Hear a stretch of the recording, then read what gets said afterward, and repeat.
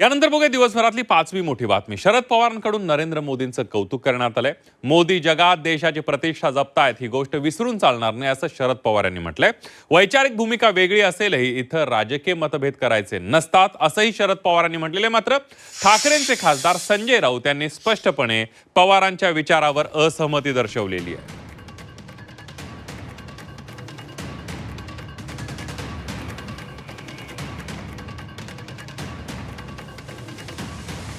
नरेंद्र मोदी देशाचे प्रधानमंत्री आहेत। काही राजकीय विचाराच्या संबंधी आमची त्यांची भूमिका ही वेगळी असू शकते, पण आज भारताच्या बाहेर देशाची प्रतिष्ठा जपण्याचं काम मोदी करतात ही गोष्ट आपल्याला विसरून चालणार नाही। तिथं देशाची प्रतिष्ठा जिथे येते तिथं राजकीय मतभेद हे करायचे नाही। मी सहमत नाही, आम्ही सहमत नाही। शरद पवारांच्या पंतप्रधानांबद्दलच्या या विधानाशी नाही, प्रधानमंत्री नाही की प्रधानमंत्र्यांनी उत्तर दिलंच पाहिजे। मग इंदिरा गांधींशी सहमत आहेत का शरद पवार साहेब?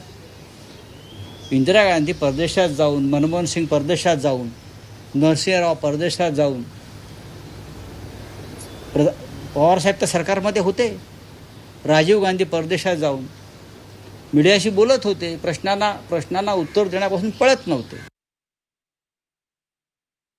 पवार साहेबांनी जे काही सांगितलं ते महत्त्वाचं आहे। ज्यावेळी अनेक लोक माननीय प्रधानमंत्री मोदी परदेशात का गेले आणि मग तिकडे काय होत आहे अशी टीका करत होते, त्यावेळी ज्या प्रकारचे स्ट्रॅटेजिक करार वेगवेगळ्या देशांसोबत आज भारताने या व्हिजिटमध्ये केले आहेत, पुढच्या 10, 15, 20 वर्षाचं आपलं भविष्य आणि भवितव्य हे त्याच्यामुळे सिक्युअर झालेलं आहे। आणि म्हणूनच पवारसाहेबांनी हे सांगितलं की विनाकारण टीका करू नका।